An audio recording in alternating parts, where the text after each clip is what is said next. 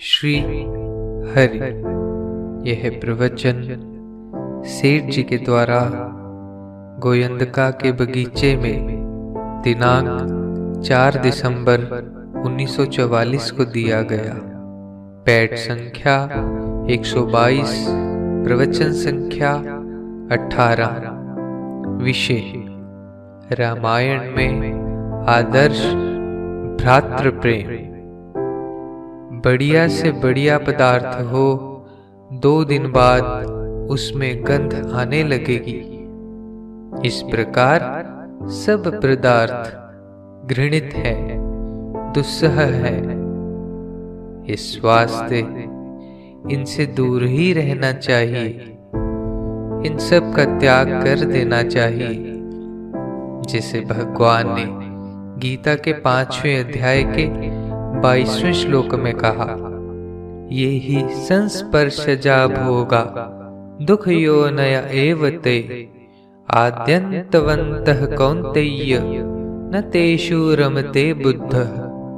अर्थात जो ये इंद्रिय तथा विषयों के संयोग से उत्पन्न होने वाले सब भोग हैं, वे यद्यपि विषयी पुरुषों को सुख रूप भासते हैं, तो भी निसंदेह दुख के ही हेतु हैं और आदि अंत वाले अर्थात अनित्य हैं।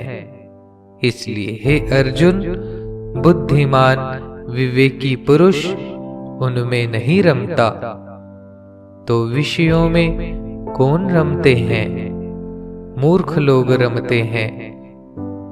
अपने मलमूत्र का जो स्थान है उसमें और पाखाने में कोई अंतर नहीं, इसलिए उसका त्याग करना चाहिए और परम आनंदमय जो परमात्मा है उनसे प्रेम करना चाहिए।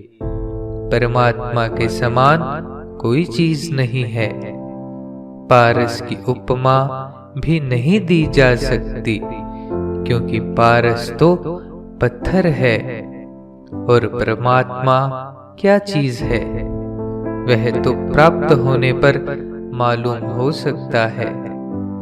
इस वास्ते जो हमने नाम सुना है उसी पर हमें जीवन लगा देना चाहिए। आगे जाकर वह प्राप्त हो जाएगा, तब पता चल जाएगा। उनकी प्राप्ति होने पर फिर संसार के भोग दुखमय हैं, इस उपदेश की आवश्यकता नहीं रहेगी। जैसे समझदार पुरुष मेले की तरफ नहीं देखता, दूर से ही उसका त्याग कर देता है, इसी प्रकार परमात्मा की प्राप्ति होने पर संसार के भोग काक विष्टा की तरह हैं, इस बात के उपदेश की आवश्यकता नहीं होगी।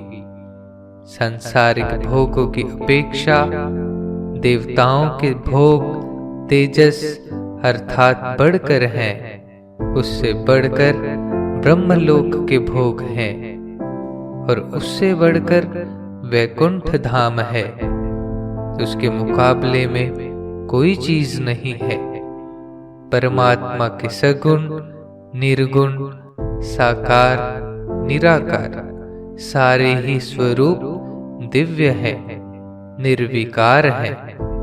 यह सब बात सुनी जाती है, पढ़ी जाती है। पढ़ सुनकर उसकी तरफ कटिबद्ध होकर लग जाना चाहिए। ऋषियों का वचन है, महात्माओं का वचन है, समझ लो।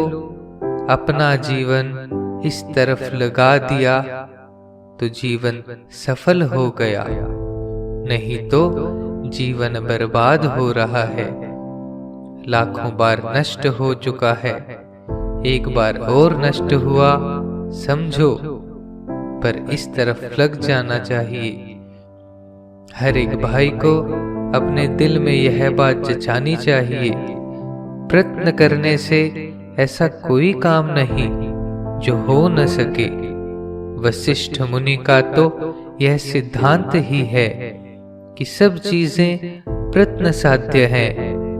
यह बात जरूर है, इस प्रत्न की सिद्धि परमात्मा की कृपा से होती है।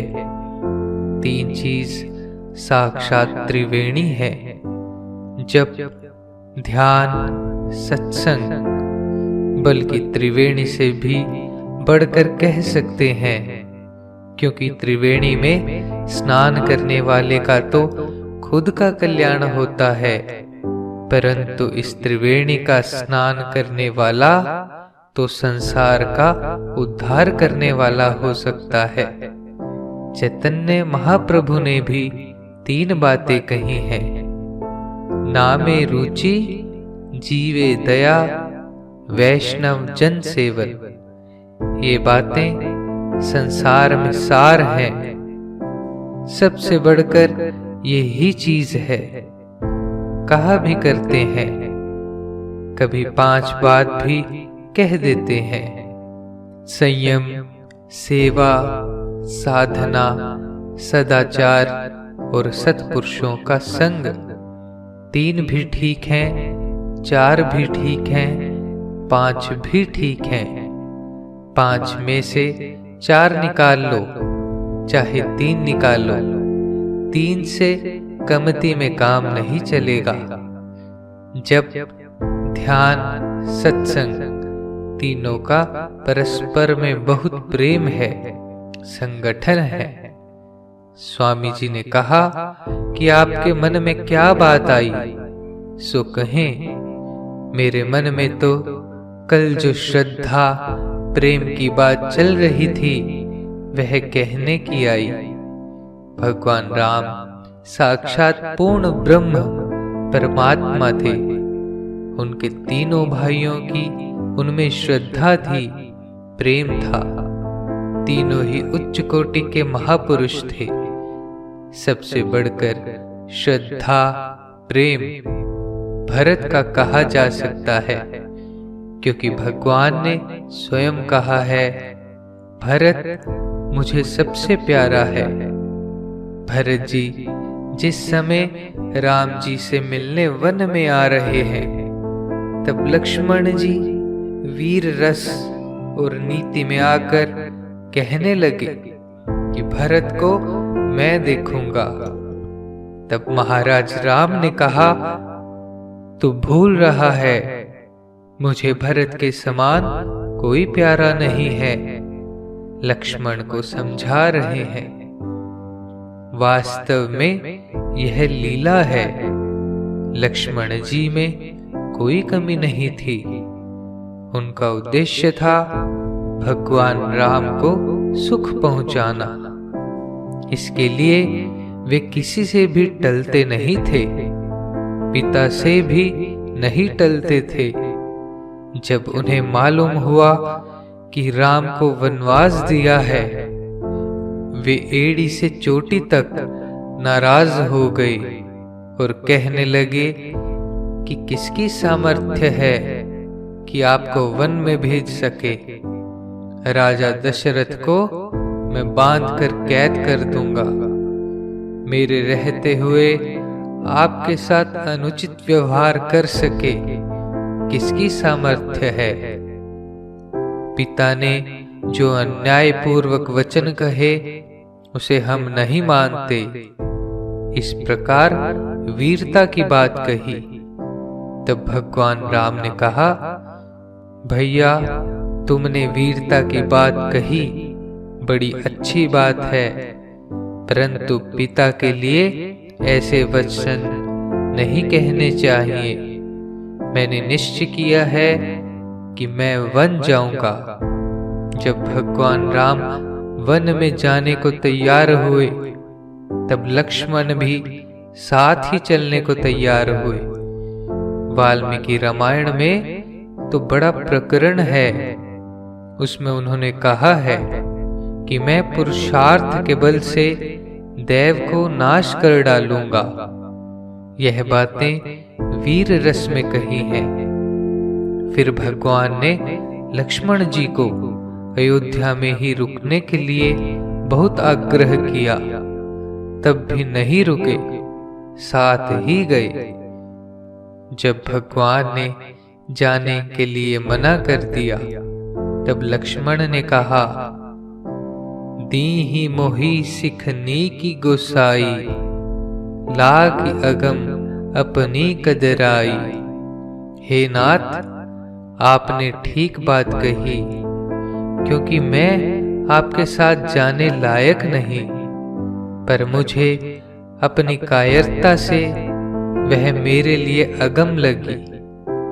यदि मैं आपके वियोग को नहीं सह सकता, तो आप मुझे कभी छोड़कर नहीं जा सकते।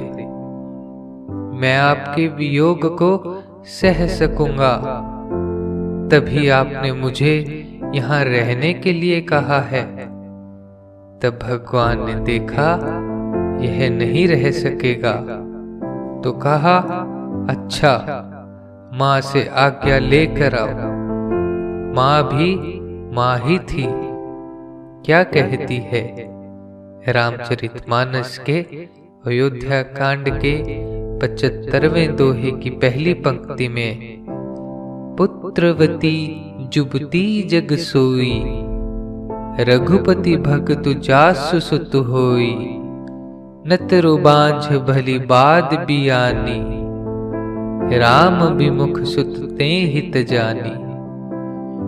अर्थात संसार में वही नारी पुत्रवती है जिसका पुत्र श्री रघुनाथ जी का भक्त हो, नहीं तो जो राम से विमुख पुत्र से अपना हित चाहती है, वह तो बांझ ही अच्छी।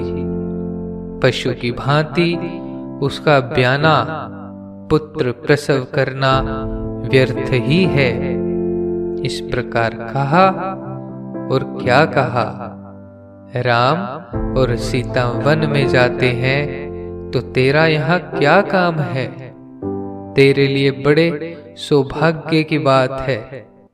तेरे लिए ही भगवान वन को जा रहे हैं, तुमको सेवा का मौका देने के लिए भगवान राम वन को जा रहे हैं। तुम्हारे ही भाग राम बन जाई, दूसर हेतु तात कछु नाही।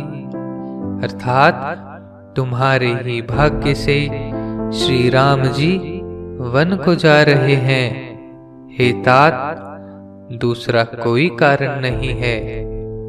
माता कहती है, तेरा भाग्य खुल गया और दूसरा कोई हेतु है ही नहीं। सुमित्रा की कैसी श्रद्धा है। माँ और क्या कह सकती है? मेरे संग से बढ़कर राम और सीता का संग है। माँ या तो सुमित्रा या मदालसा या मैनावती मानी गई है। ऐसी माता पुत्र के लिए साक्षात महात्मा है। वही नारी नारी है जिसका पुत्र भगवान का भक्त हो। लक्ष्मण ने वन में जाकर कैसी सेवा करी, वह अलौकिक है। निषाद राज गुह जब भरत जी से मिले और भरत जी को जहां राम जी ने वास किया वहां ले गए। वहां जाकर भरत जी विलाप करने लगे कि मेरे कारण जनक नंदिनी को भूमि पर शयन करना पड़ा। वे रोने लगे। उस समय गुह ने लक्ष्मण जी की प्रशंसा करी और कहा कि लक्ष्मण जी रात भर सोए नहीं, रात भर पहरा दे रहे थे। रात भर वे श्री रामचंद्र जी की सेवा करते रहे। यह सुनकर भरत जी कहने लगे, लक्ष्मण धन्य है, मुझे धिक्कार है। जब 14 वर्ष की अवधि का एक ही दिन शेष रह गया, तब भी भरत जी लक्ष्मण जी की प्रशंसा कर रहे हैं। अह धन्य लक्ष्मण बड़ भागी, राम पदार बिंदु अनुरागी। अर्थात आहा, लक्ष्मण बड़े धन्य एवं बड़भागी हैं जो श्री रामचंद्र जी के चरणारविंद के प्रेमी हैं, अर्थात उनसे अलग नहीं हुए। लक्ष्मण जी के प्रेम की क्या बात है जिनकी भरत जी प्रशंसा कर रहे हैं। लक्ष्मण जी ने जीवन पर्यंत भगवान की सेवा की। लक्ष्मण जी रामचंद्र जी के साथ ही रहे, किंतु भरत जी महाराज उनके विरह में व्याकुल रहकर मुनि वेश धारण कर उसी प्रकार से समय बिताया जिस प्रकार लक्ष्मण जी ने बिताया। इस वास्ते भरत जी की और भी विशेषता थी। कोई भी रामायण में भरत और राम के वियोग की बात नहीं आती सिवाय 14 वर्ष के। आप कहें उसके पहले भी तो भरत जी मामा के यहाँ गए थे। ठीक है, वह तो पहले गए थे, किंतु भरत जी भगवान की तरफ ज्यादा प्रभावित हुए थे। जब भगवान राम वन को पधारे, उन्होंने जब सुना भगवान राम वन को पधार गए, उन्हें बड़ा दुख हुआ और वे क्रोधित हुए कैकेयी पर और कहा, बता तू दुष्टा कौन है? मैं तेरा अभी सिर उतार डालता, किंतु राम के डर से तुम्हें नहीं मारता। कारण राम जी मातृ हत्यारा समझकर मेरा त्याग कर देंगे। शत्रुघ्न जी का प्रेम कमती हो यह भी नहीं समझना चाहिए। भरत जी माता को डांट रहे हैं। उस समय कुब्जा आ गई। शत्रुघ्न जी उसे मारने लगे। वे उसे जान से मारना चाहते थे। आखिर भरत जी ने छुड़ाया कि स्त्री की हत्या करना ठीक नहीं है। इससे सिद्ध होता है शत्रुघ्न जी का प्रेम कम नहीं है। शत्रुघ्न जी लवणासुर को मारने गए थे। वह भी विवश होकर राम जी की आज्ञा मानकर ही गए थे।